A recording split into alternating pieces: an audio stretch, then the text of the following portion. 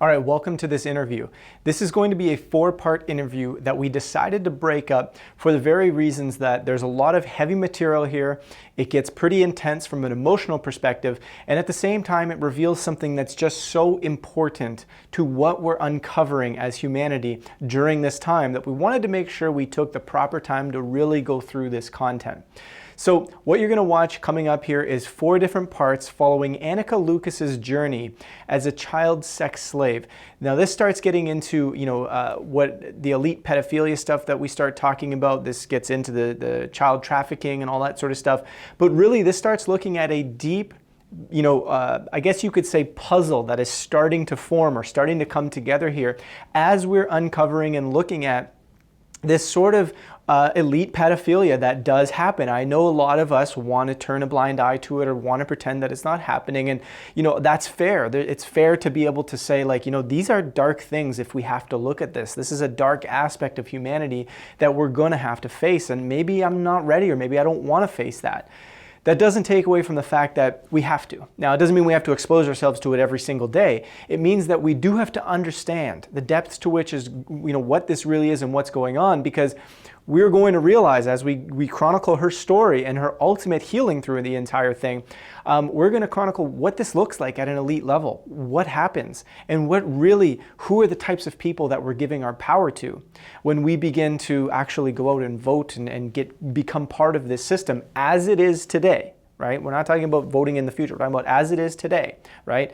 These are the types of people that we're sort of keeping in power in a lot of different ways, because this is a widespread issue.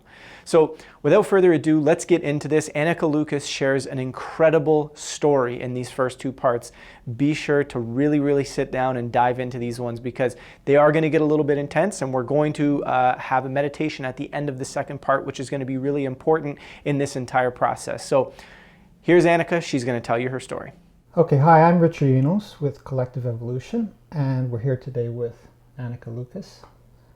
And we believe that Anneke has a very important story to tell and has very important insights to give us, not only in terms of our own personal healing, but in terms of where we go as a collective. So, welcome, Anneke. Thank you. So what I wanted to start with first is for you to give an explanation of your experiences, your story, your life story. My life story. Your life story is kind of the foundation for so much learning and so much insight that we can get. So I understand that in some ways you don't remember quite everything from what happened, especially in your childhood. I remember the important things. You remember the important things, and maybe you can tell the story in however you want. That'll help us understand what your experiences are, so then we can go on to talk about what we can learn from those. Oh, thank you. Yes, I will share my story, my life story. I'll try to give an overview. I was born in Belgium in 1963, and my mother was single, and she was not well, and abused me from birth onward. And she married when I was 3, and we moved from Brussels to the Flemish part of the country. She was Flemish, but I actually spoke French at that time. I was 3.5. And she married someone, and I think right away I was targeted by a countess whose daughter was in my class. And I think maybe this countess saw that my mother wasn't well, and she arranged for a woman to be our cleaning lady, and she and her husband teamed up. They groomed me for about a year. So this was all over some time, because I was probably just around my 6th birthday when this couple first took me to an orgy. They, the grooming ended with them sexualizing me and also verbally abusing me. And then I was taken to the orgy. So by the grooming, what do you mean exactly, for people to understand? Well, they spent a year taking me to I learned swimming with them, and they took me, and they in groups of kids. So they were talking about. They said it was their nieces and nephews, more girls than boys, and they were always different children, and they would just take me out with them. They would do things, go to the park, go swimming. That became like a weekly thing, and they always offered my mother to take me off her hands. So, and I never liked them, either of them. So I never wanted to go, but my mother wasn't well, so she was just taking it. And it was perhaps the same weekend, perhaps not, but before I was taken to the orgy, the man raped me. And the woman screamed at me. And they took me to an orgy where everyone was taking drugs and dressed as hippies, but I realized later that they were actually not hippies. They were all aristocrats. It was happening in a castle. And had degrading experiences in that first night.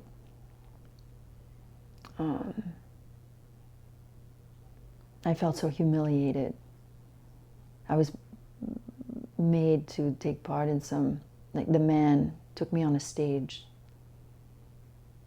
And that was just right. There were a lot of people around, but most of them were so high, they weren't really paying attention, even though he was abusing me on this stage and I was naked.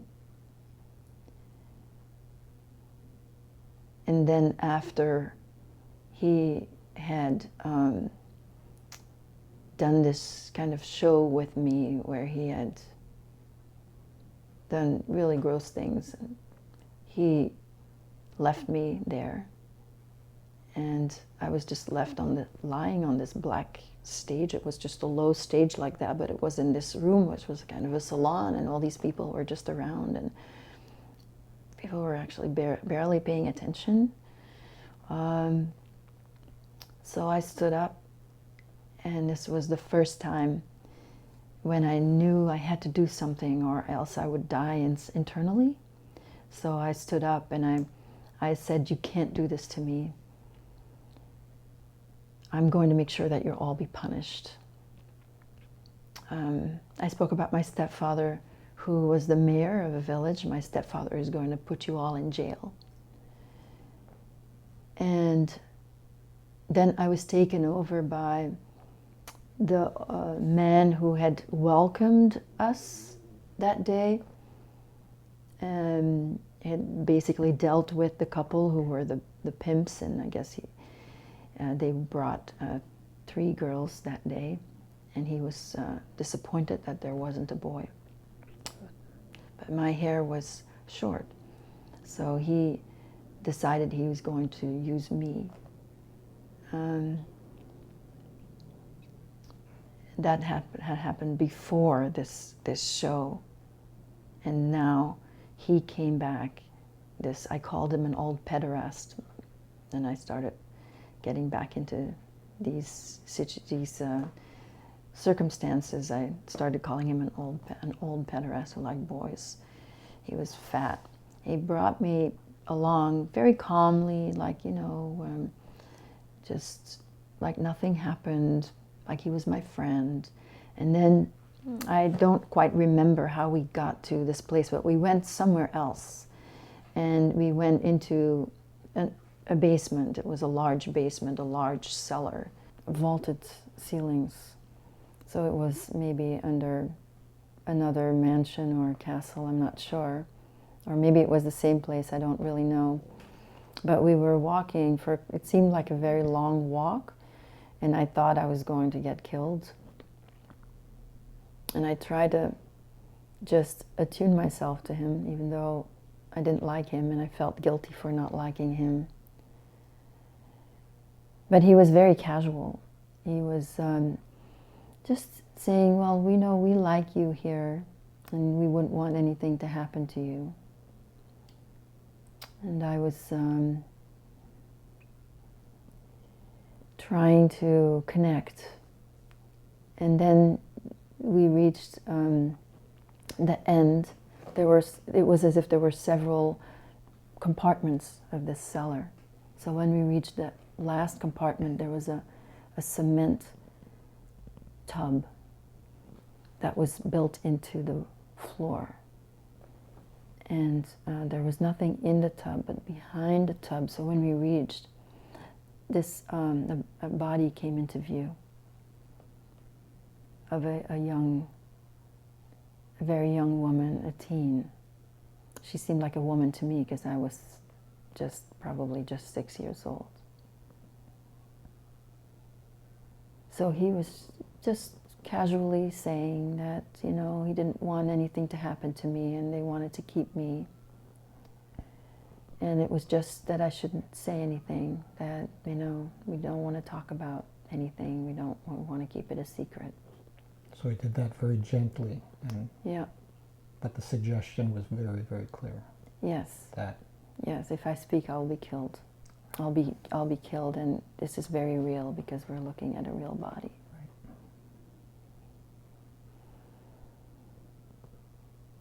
And I tried to speak anyway, because I thought, well, they're saying I can't speak to my stepfather because I said I was going to tell him. So I tried to tell my mother.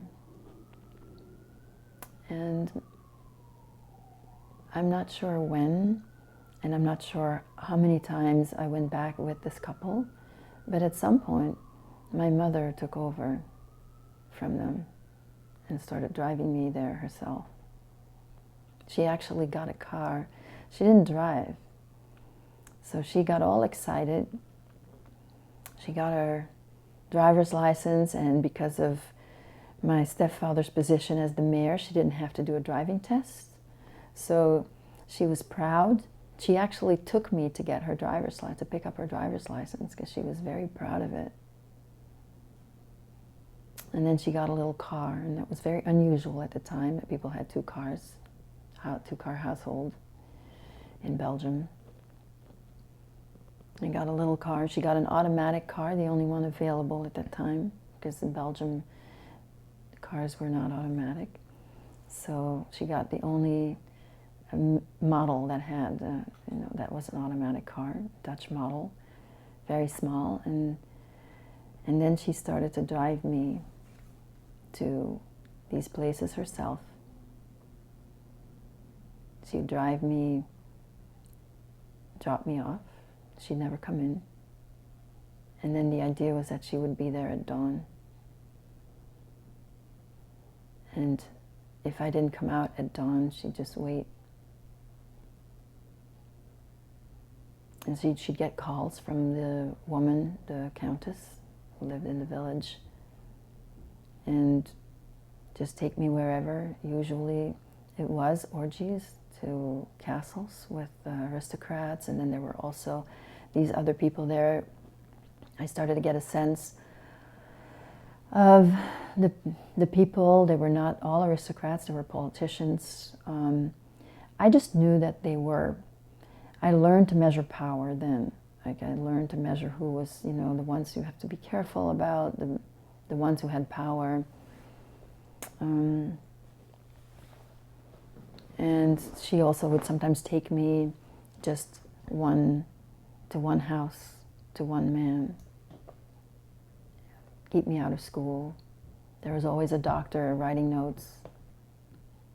So the system of having a child live at home and either their parents, this was unusual, I think. I don't think any other children were pimped out by their parents. I think the pimps usually infiltrated into the families like this couple had done. But to send the children back home. That was the genius way of having the children available for whenever they needed them. And in the week I would go to school. And when I was 9, so there was a boss in the network, and he was clearly the most important person. That person I recognized later was a minister. He was a cabinet minister in Belgium, and he was also prime minister several times. And he and his friends were like the group that was clearly running everything. And when I was 9 years old, I was sent in a car with 2 handlers with another child and driven to Switzerland. And when we arrived there, we were also sent in a tunnel, another tunnel. We were outside for just a second in the very lovely air, and then there was some portal outside that was opened, and we walked through it, and I don't think you could see that it was anything from the outside. It was just a gate, and then we walked in a very long underground tunnel. And there were torches on the sides of the walls that were burning with flames. So we got to the end, and the handlers met other handlers there, and then a man came out, and he was a perpetrator, and he decided that it was decided there, those children were brought there for this man. He was American. He spoke French, and I understood French. So he decided that there were 2 children. One was for him to rape, and one was to be sacrificed. And he decided that the boy should be sacrificed. And, well, I knew that boy. I'd spent time with him. And he was a little bit backwards. He was a little bit slow. So I felt extremely protective of that boy. And I had comforted him on the way over in the car.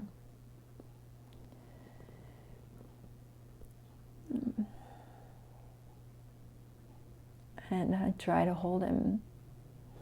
Well, I tried to, I had picked him up and walked with him because he was tired from the walk, and I held him and I tried to hold on to him. And well, he was torn from me. And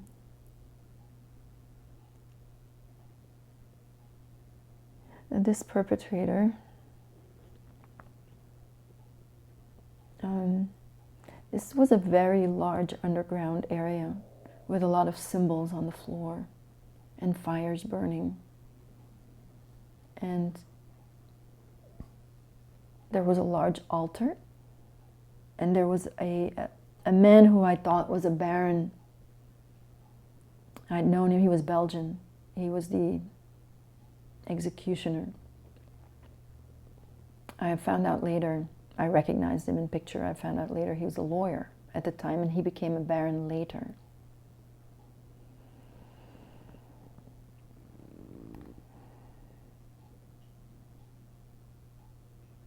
So I was made to watch.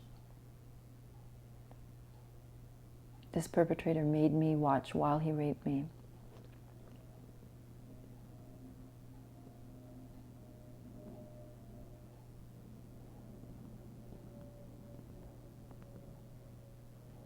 And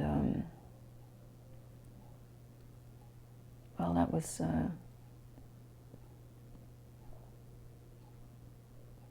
I didn't know if I'd never felt that powerless. I felt powerless a lot, but I felt completely powerless there because I couldn't. He screamed,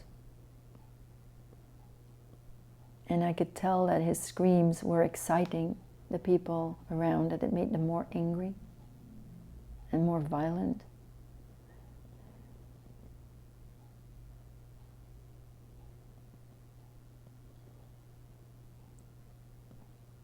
And I felt that I betrayed him, because I felt that I wanted the screams to stop too at one point. And I felt that I betrayed him.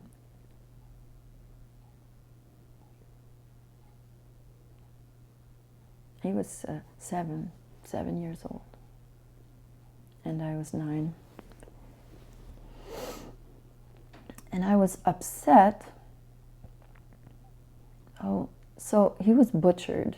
He was butchered slowly. And there was this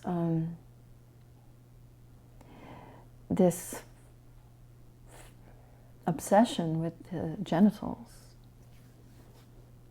That was this offering of his genitals to Satan. I mean, I didn't think of that word at all. It was just, everything was black, and everyone was wearing black capes, and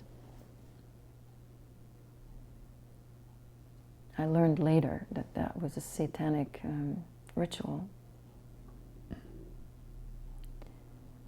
And so this perpetrator, I was very upset.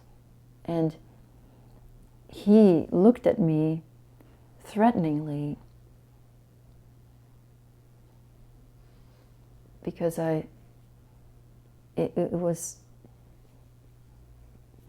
got from him that he thought that I was upset because he had raped me. And I laughed. It was I don't know where that laugh came from, but I laughed at I was incredulous that maybe he didn't even think that I could be upset about this child that he saw me hanging on to. Did he actually say to you or suggest? No, he didn't say that, but he looked at me threateningly, because he looked like he was getting insecure because I was upset. And if I'm upset because he raped me, then I'm mirroring something that he's doing. Right. And so I got the feeling that he thought that I was upset because he had raped me, and therefore I'm a threat. And I laughed because I had been raped many, many times by then. That's not why I was upset. And as I laughed, I thought I'm going to get killed. I thought these thoughts were running through my mind. I'm going to get killed for laughing. But I saw this child emerge from him, insecure. He was suddenly I saw this little boy in this perpetrator who's insecure, who feels that he's the slow one, who feels that he doesn't get it because he didn't know I was laughing. So that he was now insecure and feeling that he didn't belong with the big kids. I got all this information in this moment from looking at him as I laughed. And then I told him, no, I was not upset, because I was upset about the child. I was not upset about you. And then, as I was tuning in, I started to say, I'm not upset about you. And I just started to say, well, you know, the men that were there had taken off their hoods. And most of them were old men, balding, you know, like a lot of politicians, like the bald streak in the middle. And he was clearly older. He was in his 50s clearly, but he had all his hair and he looked very clean, extremely clean and neat.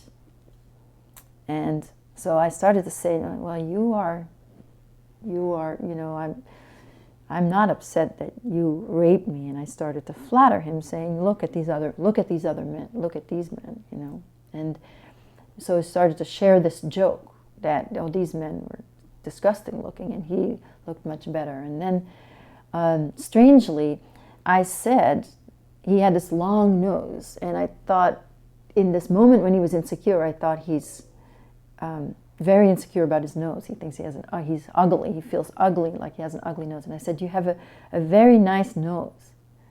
And when I said that, he physically transformed.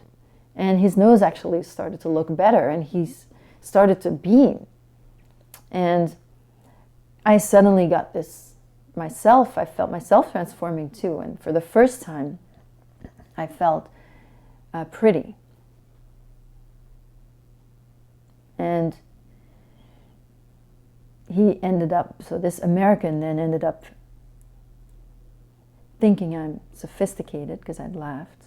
He took me with him to the United States and became an important father figure. And being attuned to him, I had to get in the same mindset that, you know, what had happened there, that didn't happen.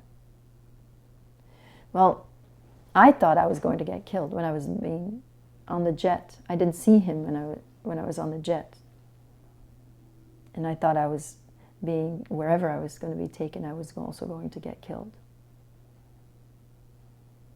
And I was taken it was at JFK, but I was taken by a handler off the private jet. Didn't go through customs. He just drove me to a hotel. He put me in a room, in a brown room. So I thought, for sure, I'm waiting here to just be killed. Then the handler came and got me back, put me in a car, in the back of a car where he was waiting.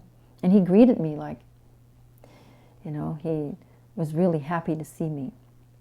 So I spent this time with him, and he educated me about several things. He showed me his way of life. He took me to several of his houses, New York City, north of New York. I met his staff.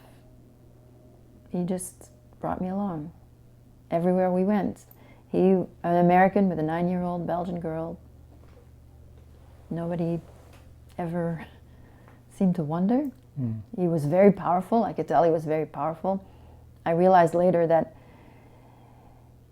probably I and the boy were sent to Switzerland to get in his good graces by the leader of the network in Belgium, that it was a gift, or some kind of trade. So I spent 3 weeks, I think, in the United States with this person, sailing with him on his boat to Maine, to his property there. So he had properties everywhere. He took me to 3 of them. And he suddenly started rejecting me on the trip to Maine. And we stopped over somewhere, saw a friend of his, one of the leaders of the families, I later realized. And I heard him talking, and I'm good with languages, so I actually understood what they were saying in English.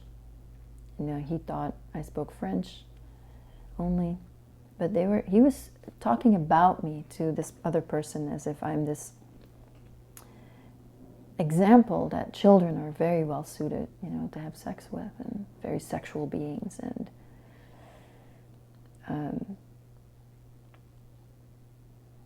it's part of what I think is the agenda, sexualizing children and just not recognizing the innate innocence of children. So he was demonstrating that through me, that I was so adaptable, and that clearly, you know, I was the proof that this was a good idea, to have sex with children. And he bought me a dress. He taught me what good food, I ate very good food. He taught me how to eat it. He taught me about art.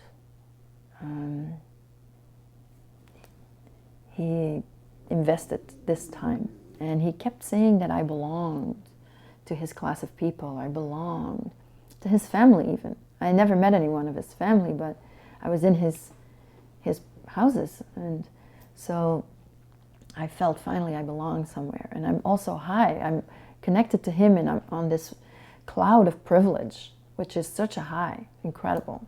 So that alone, you don't need any drugs. You know, just feel like you're above the world above everything and everyone, and everything was so clean and so beautiful, you know. Gosh, even nature seemed more beautiful, like the parts that he owned, because it was all so clean. Right. And he sent me back. He started to judge me when I got a runny nose on the sailboat. So he started to become distant but polite. And then he sent me off, big smile, sent me off back on the jet, but he stayed. He was going to see me again. He sent me off to, the jet went back to Switzerland. I was picked up by the leader. I was high the whole way through, as I thought I'm loved, I felt. I found, you know, a father, I'm loved. He's going to see me again. He's going to, you know, bring me into his family somehow. That was my thought. I was convinced that was going to happen. I was picked up by the cabinet minister, who was the leader of the network at the airport, who was really annoyed at having to be the gopher. Clearly, he didn't appreciate having to drive me around, but he took me somewhere right away to a facility close by, and immediately some tests were done, like some things. I was strapped down in a sort of a lab-like setting. I was strapped down. And there were two men in white lab coats and he. And so they took things, they took things from my uterus. And some needles, definitely. And then I was brainwashed. So then I was sexually stimulated while I was strapped down, while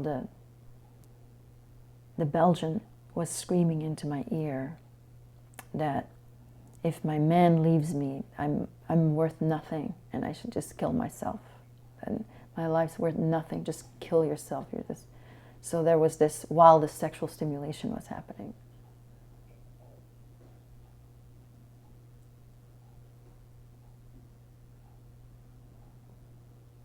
And then he drove me, after that, he drove me to Germany, to a place there. And this is something I recently recovered.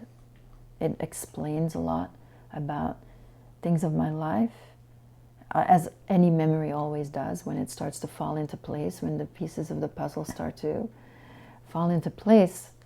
It certainly explains a lot, and then there's this healing that takes place, this integration that takes place that's very important for my well-being. I was there for a month, and so I'll briefly say that it was a kind of a training plus eugenics. It was a eugenics clinic. What do you mean by eugenics in this particular case? So I was shown a lot of videos or film, whatever. My eyes were pried open and I was made to watch. And I was made to watch people engaging in all kinds of sex acts. But I was made to watch their faces. And I was taught through, it was systematic, it was very well done in that sense that it was structured really well so that I could start to understand that certain physical features, like certain physical features are going to mean that for that man's genitals, for example. Or looking at certain physical features, like that's what that man likes sexually. So I could see from looking at someone's face what they like, and then looking at someone's body what they like sexually, what they are about sexually, what they need sexually. So that was most of it. That was most of this training. So I watched was made to watch a lot of film. But I was also starting to understand because it was also true. So there's a correlation somehow between the way that the face develops and people's addictions and everything. All the trauma is actually all somehow expressed. It's all visible. We just don't usually look at it. We don't usually see it. So I was taught to see it. So in this case, you feel like you're being brainwashed, but also you're getting to understand a deeper truth about, what things mean when people have certain faces, reactions. Yes, physical traits. characteristics. Traits, like with the eyes especially.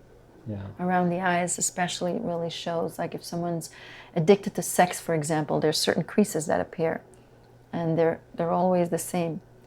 And when someone masturbates, for example, there's certain other type of crease that appears under the eyes. So you can see sex addiction very clearly, and then I was made to see all the differentiations of the different kinds of sexual addictions that people have, and because I was being trained to be a sex slave for the elite. But also things were done. So there were a lot of things done to my head. And there seems to have been some technology used that should not have been, in 1972, that should not have been used. I think there were lasers used on me. There were lasers put on my body. And there were things performed on my body as well. I don't know. Meaning that the people at that time didn't realize that technology was available. So it was ahead of its time. It was ahead of its time. Yeah. And there was a doctor there, and I recently found him. So not only was I made to see all of these videos, but there was also the main doctor there. I didn't see him that often, but he was the leader there. Very scary looking man who I found his picture, who was a Nazi. He was part of the Nazi party. He was not very active, but then he got a very big public role afterwards as a doctor. And he was interested in eugenics, and he was funded by this American perpetrator. I didn't know that, of course, but there were also a lot of programs put in place to sort of make sure that I wouldn't remember the doctor's face, for example. So there were suffocation programs put in place. So when I saw his face first, I started to suffocate. And so I had to breathe through these very strong suffocation programs and then when I finally saw his face, I had a very strange reaction, because I don't think I've ever felt that much hatred. Right. So much pure hatred that I just wanted to somehow, this revenge was very, very ripe when I saw his face online. And would this be around 2013 you're talking about? When you saw No, this is more recently. I had started speaking publicly about what had happened to me in 2013, but this is more recent. This is in this past year. Right.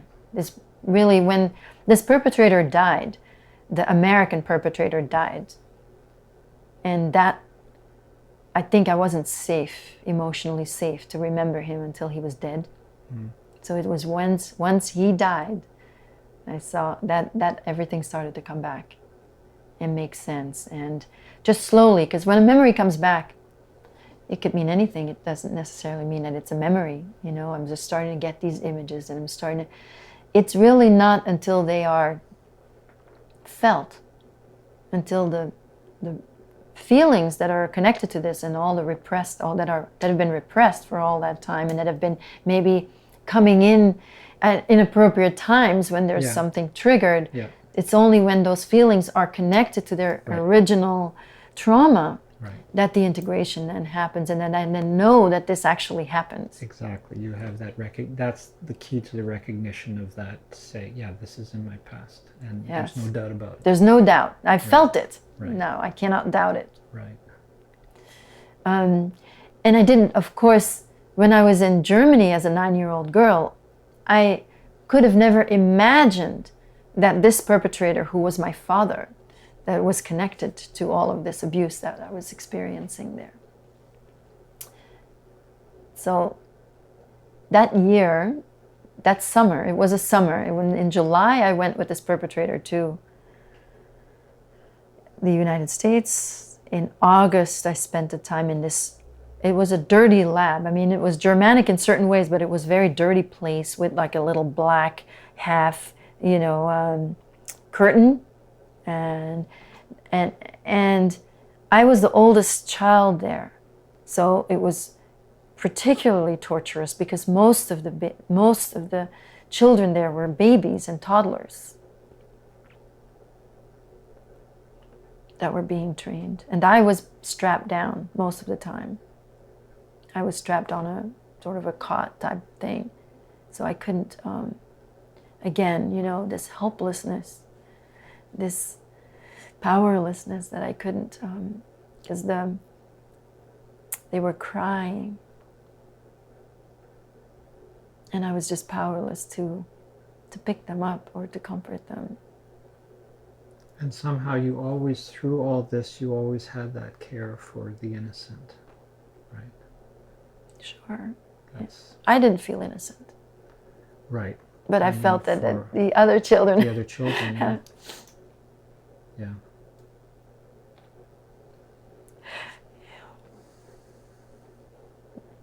Well, I had been loved as a baby. So my mother was abusive, but I was loved by a caretaker. So I got my mother's abuse and the numbness and then I had the caretaker who would bring me back to myself, wrap me on her body, who was my real mother, for 3 years. Mm.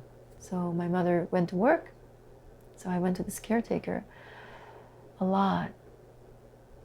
Very sweet. And so I knew what it was like to just be me. I got this experience of being seen as an innocent baby.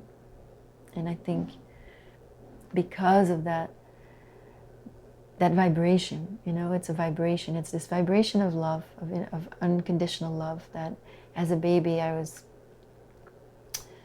just accepted as in that phase of my human life, this completely innocent human being. As that was seen and recognized, I was then able to have this blueprint inside of what it means. Though I should tell you, I'm not really completely sure about that because I work with people who've been through similar things, and I don't know if all of them have had that experience of being loved, but they still have the heart. That was the question I was going to ask. I was going to say, without this experience, does everything else, the whole rest of your life play out very differently, you think? I think so, but I have to tell you that I'm faced every day with people who have been through as much as I've been through, and they have the same caring, the same love. I mean, we weren't able to express that to each other in the network, and I certainly never did again after the little boy who was butchered. I never again allowed myself to be close to another child.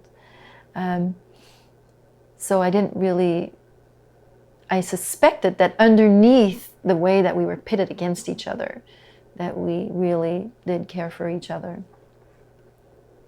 And I can speak more about that later, but to return to that Germany lab, I was I was also brainwashed. So there was also an attempt to use my head somehow, and I was strapped down, and then there were things put in my head, big needles put in my head. And there was this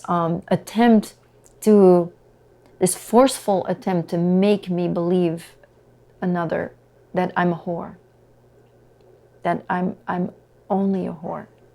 And so there was this voice rising in that terror, because it was very terrifying. I was on my back and strapped down, and then there's these things in my head, and there's things being put in my head and my brain. going through my brain.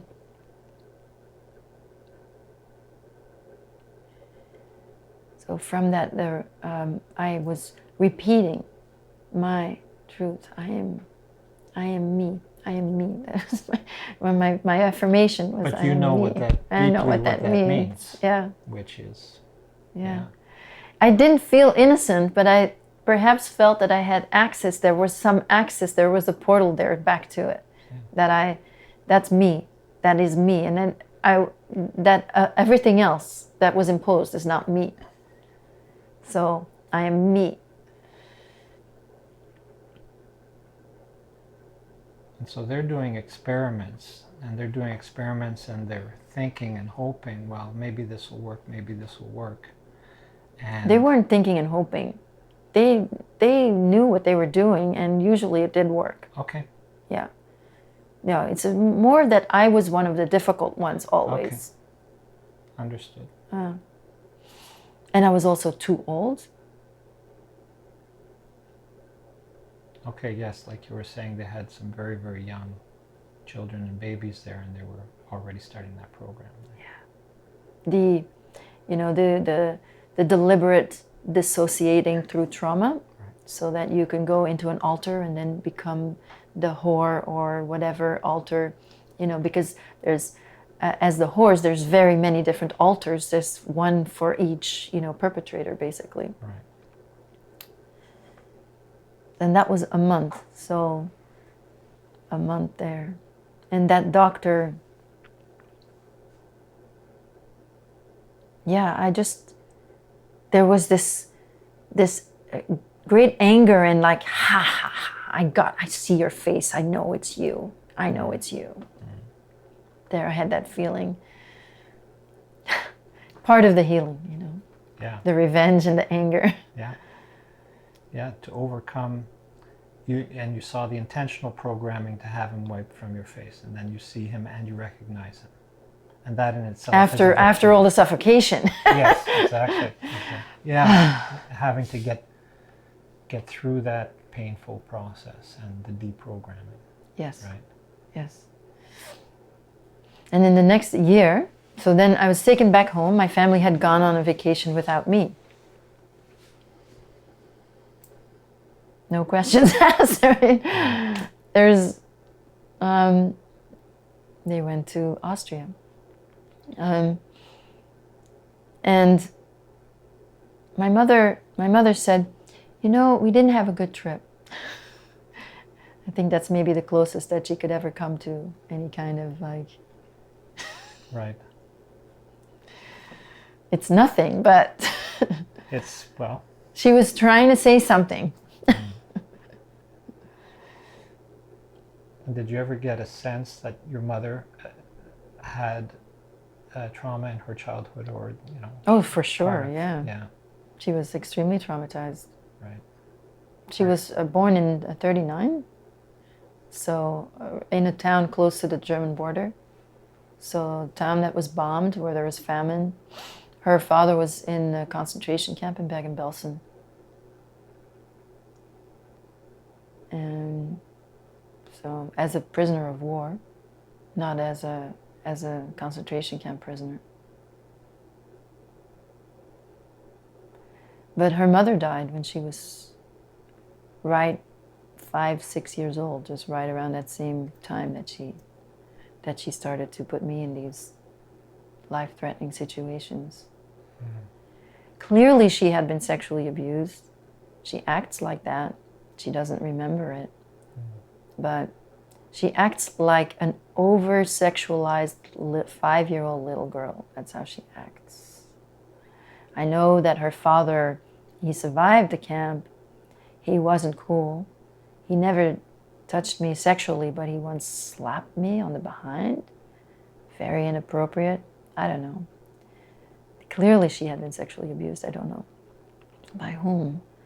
But never any healing. So she was like this 5-year-old over-sexualized child who firmly believed that men who would sexualize her, or men who were rapists, were her, that she had to placate them. And then all the self-hatred was projected onto me. But no sense of anything, no boundaries, no awareness at all. And did you feel that her family was always part of this network in some way, or there was no No, they connection weren't. there? No, that's why she didn't go in. She didn't go in. She kind of felt envy. She acted, when she dropped me, she acted as if I was got to go to the cool party, and she, the victim, didn't get to go. So she was putting me there in her stead. She really wanted to be that sexualized, celebrated for her sexuality child. You know, she wanted to be that.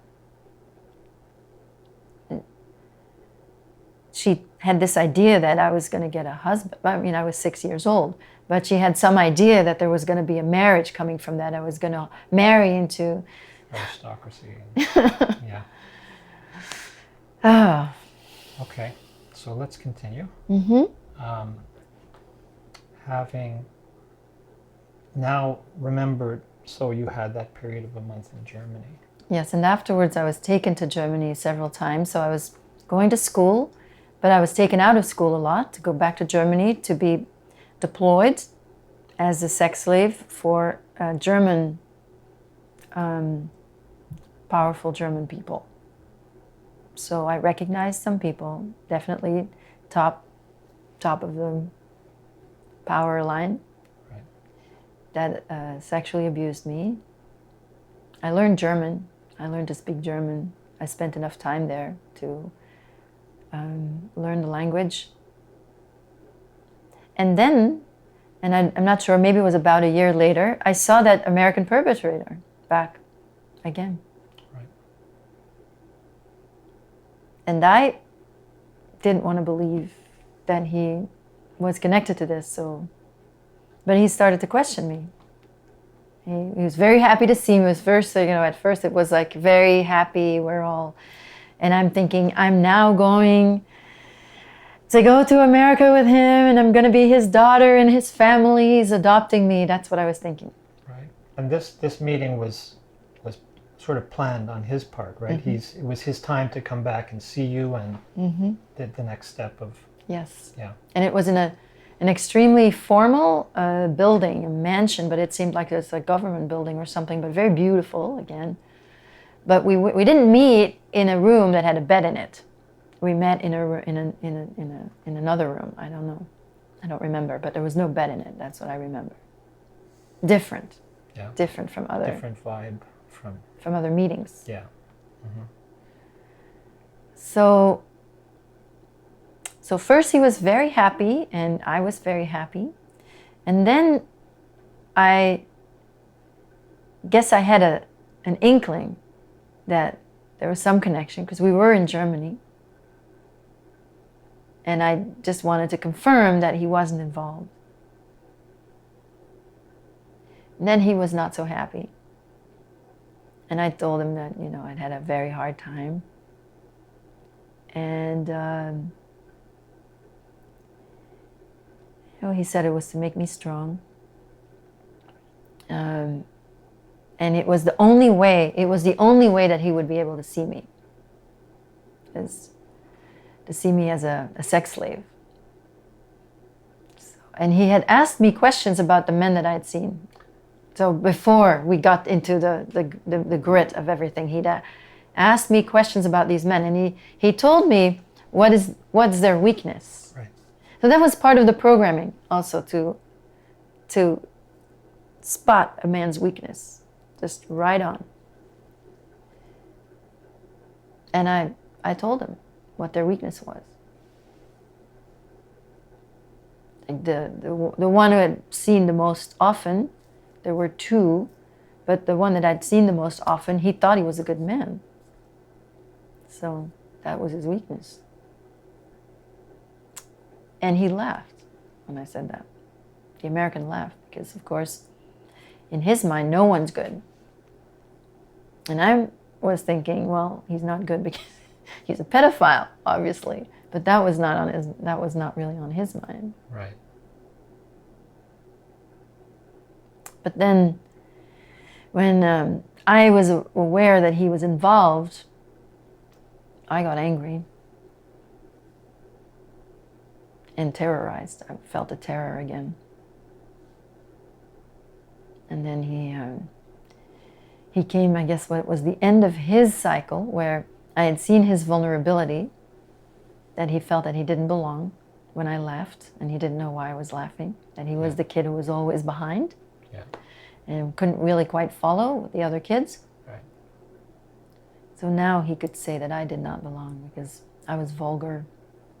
He said I'm vulgar, and that he should have never given me as much attention as he did, because I always just be the lowest of the low, and that's who I am. That's why I'm the lowest of the low. That's why, because I'm vulgar. Right. So in the first situation, you were able to connect with him when you were in the dungeon, the basement, and get him feeling good about himself. And this time, your reaction to his involvement in that program, you did make an attempt Exactly. to reconnect and flatter and Yes. get in his good graces and so forth. Exactly. I And didn't play. your evolution of your. I don't know. I didn't feel that way. Right. In retrospect, for sure. But what I felt was that the terror that I'd experienced and the attempt to keep my soul alive was nothing. None of that was conscious. Right. So I felt that I messed up in a really big way, and I just took it all on. I just felt that it was all my fault, and it's true. You know, I could look very sophisticated, but at the bottom of it all, this belief settled in me that I'm really not worthy. I'm really just the lowest of the low. And that's a belief that I held until I recently unlocked all of this, that I never made money in my life. Now, I've privilege. You know, we're not talking about, I've privilege, but I never was able to be empowered enough financially. So I realized that he needed me to feel that way. That's the connection with the abuse. He needed me to feel that way so that he could feel that he deserved all the billions that came with his family fortune and the billions that he made in his life,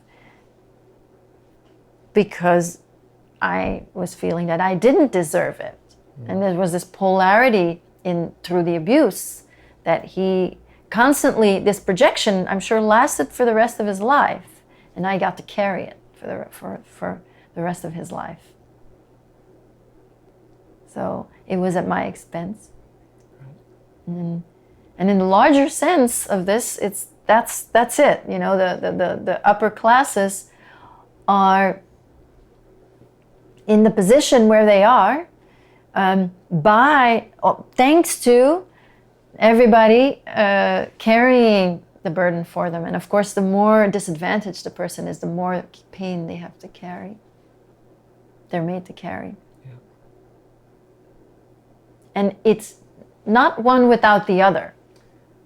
That's what maybe isn't so well understood. Right, and that's when we're going to be talking about healing. That's when we're going to come to understand like how important it is for each person to step up individually. If they look at the world, instead of making a bad guy and saying we got to kill them, right? It's, you know, I've got to look inside myself, rise up, have the self-esteem. Yes. And then the other side of the polarity just sort of wisps away. Fizzles out, exactly. Right. Yeah. Yes. Yes, if each person becomes empowered from within, there will be no need for an outer authority that lays down the rules and then basically abuse their power, because that's all that's ever going to happen. Right. That's the only reason people are in a place of authority. And anyone who starts out with good intentions, we just had an election here. Anybody, I see them, you know, oh, and everyone's so excited about this one. by the time that they actually are in a place where they supposedly could make a difference, they're completely sold out. Yeah. And otherwise, they fail. They leave the system or they get killed. There's no way that anybody can rise through the political power paradigm and end up at the top with a good heart. Right. And with truly able to do anything. Anyway, those are the people that I met that abused me. Yeah. And now I'm working with other people who have experienced the same things I have. So I know that it's continued, and I know that the current leaders are the same as the ones that I ran into in the 60s and the 70s. Exactly. It's exactly the same thing is happening. And I think a pedophile is better able to be controlled. Absolutely. Yeah. I mean, that's part of the system from the higher up in the hierarchy brings in people who can be controlled, then they become controllers themselves. And everybody's trying to prove themselves. Yeah. Every time they act, Yeah. they constantly have this need to say, I deserve to be where I am. I am who I am. They have the need. They have the need because they don't have the self-esteem. Right. They don't So they need to actually say, right, exactly. They have to prove it to themselves all the time. And prove it to themselves really means that I'm better. So you have a system where you climb. And then you have the people with the good heart, and they have no desire to climb this hierarchy to get to the top. They just want to be good with everybody that they encounter, which is why it's kind of difficult to find someone who has the power and the heart and the desire to and has the will to get to a certain position where they have power and maintain that. No way to keep your integrity. But people with a good heart, most people are good. Right. Most people are good. But the brainwashing is really intense. And everybody's brainwashed. I got myself out of my brainwashing through the healing. Right. But the brainwashing is intense and it's everywhere. And that's the waking up that needs to happen. That's exactly. Okay, so I'm not going to get into too much at the end of this one. What I am going to say is that, again, if this was a little intense to hear some of the things that you heard, that's okay. It's normal. There's a lot of different emotion. There's a lot of different feeling here, and Anneka's been incredibly courageous to come forth and share this information. And especially as we get into part 2, where we're going to get into a little bit of deeper aspects of the story, it's going to be important not only for, obviously her journey to go through what she has gone through, but it's going to be important for us to pay attention to the emotions, the different feelings that are going to come up as we go through this. So not much else to say here at the end of part 1, but when we get into part 2, we're going to have a little bit more at the end that we're going to discuss.